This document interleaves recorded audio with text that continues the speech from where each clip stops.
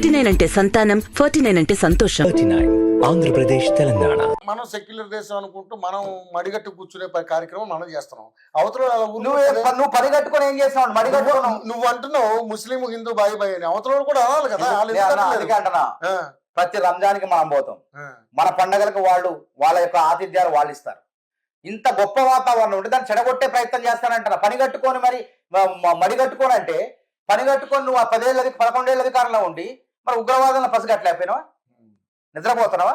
నేను అడుగుతా, నిద్రపోయినావా అని అడుగుతున్నా. తప్పు చేసినంత చేసి వాళ్ళతో వాళ్ళు అని మాట్లాడటం అనేది ఇంతకన్నా దుర్మార్గమైనటువంటి విషయం ఇంకోటి లేదు.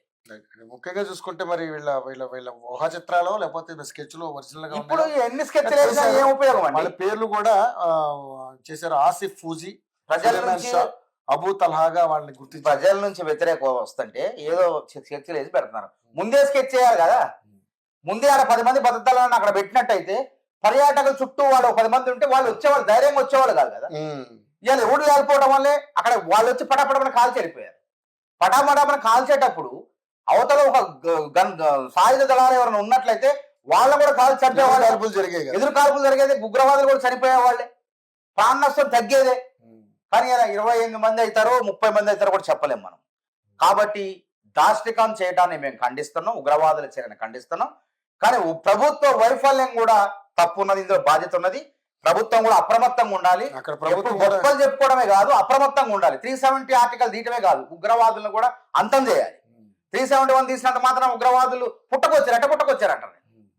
కాబట్టి వైఫల్యం వాడు కనపడండి. మీ ఉద్దేశం ఇంకా పాక్ ఆక్రమిత కశ్మీర్ గానే ఉందంటారా? నువ్వు ఏం చేసావు? పీఓకే పైన ఏం చేసినావు అంటున్నా. దాడి చేసి చెప్పు.